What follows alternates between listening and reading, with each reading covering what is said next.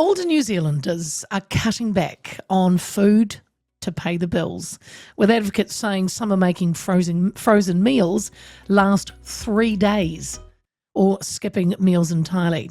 Research shows 40% of New Zealanders aged 65 and over have no other income besides their super, and 20% only have a little more. Pre-COVID-19 research in the Journal of Primary Health showed that out of 174 people going into residential care, 93% were either malnourished or at risk of malnutrition. Now Aged Concern fears the situation could be getting worse as it hears about older people who are reducing the amount of food they are buying as one of the only ways to pay the bills.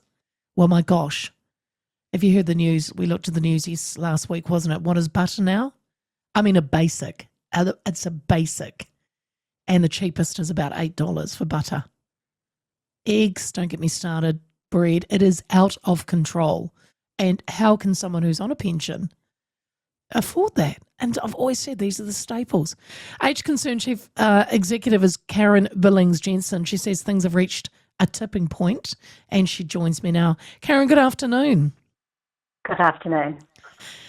Karen, what are some of, I touched on a few of them, but what are some of the alarming stories that you've heard from older Kiwis struggling with food costs? I guess it's the stories that you've touched on. So what we're hearing is just that when people, a lot of the fixed costs are the fixed costs, and so those are things that you really can't move. So it is just needing to make choices, and the only movable bit of a budget is often food. And our concern, what we're hearing, is just that people are potentially not eating enough of a balanced diet because of cost.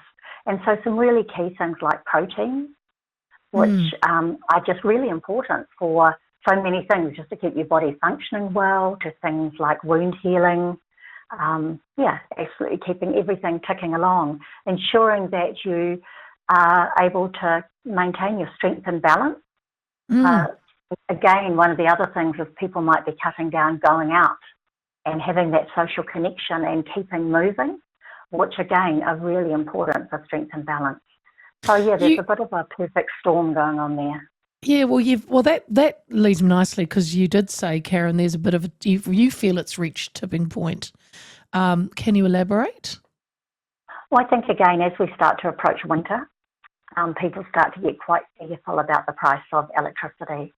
But that's largely a movable cost. There are some things that you can do to reduce electricity, usage a little bit, but largely the cost is the cost. And again, one of the other ones that we're really seeing increasing this year is insurance and rates. And so again, we know that if you're fortunate to own your own home, there is still the cost of repairs and maintenance, but just some challenges around increasing rates.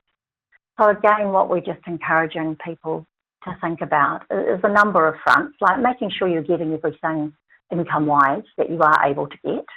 So potentially talking to someone who can just check out that you are receiving anything that you're entitled to. Are there any levers that you can push around, like looking at a rates deferment and understanding what that means, and things like that? And then it is really saying, so then what other help might I need for a shorter time or a longer time, and who around me might be able to help me, recognising that for a lot of people, conversations around this are really quite shameful. Yeah. Yes. Yeah, good point, Karen. Eating less usually does come with aging. We're not, but how much are you seeing when we're talking malnutrition? I said that 93%, this was pre-COVID, but 93% were either malnourished or at risk of malnutrition. That's really stunning to me, Karen, that we've got, our elderly part of society actually malnourished. And that's again because of potentially the type of food. Like we did hear someone who was living, 3 meals a day on toast. It was reasonable, but actually that's not a balanced diet. And I think they had an issue like diabetes. So they were just basically on a carb diet, which isn't great. So again, it's thinking around the protein, and the cost of the proteins, be it meats, be it eggs, be it fish, the things that will just give you that balance. And so I think when they talk about malnutrition or risk of malnutrition, it's around that balance. Sure. We know that people might be eating less, and we recognise that does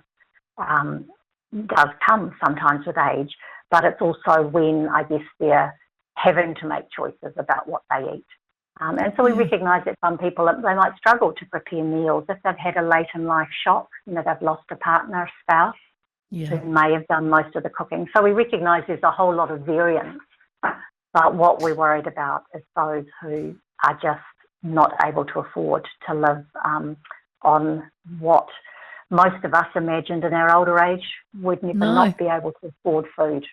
Karen, we hear a lot about food banks, and we have done for quite some time. Are food banks becoming a more vital resource for our older Kiwis? Do you know that if they're going to a food bank?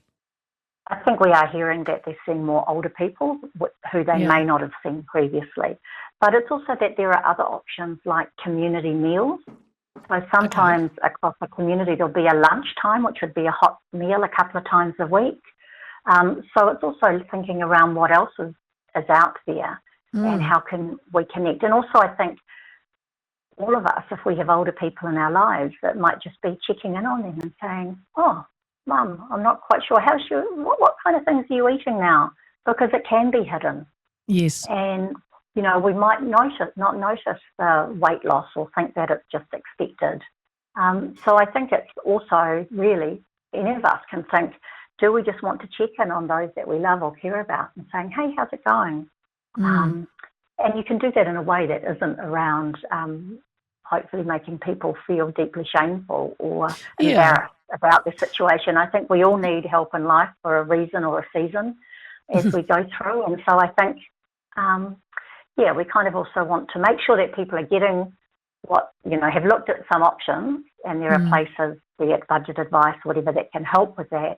But also, just know that there are lots of places in the community and lots of organisations and groups like Age Concern or other groups across communities can help you or link you to someone that might be able to help. Because you touched on something, Karen. You said, have a conversation. What kind of conversation should families be having with their relatives, older relatives, to ensure that they are, not struggling? Or if they are struggling, how do you help them? Because they're of that generation where they'll go, no, I'm fine. That's that. The stoic, well, the ones that I know, they're like, no, I'm doing fine. Don't be silly.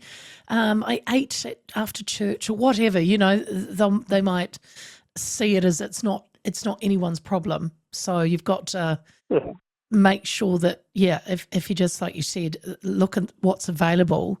You mentioned community meals. And just say, look in the fridge.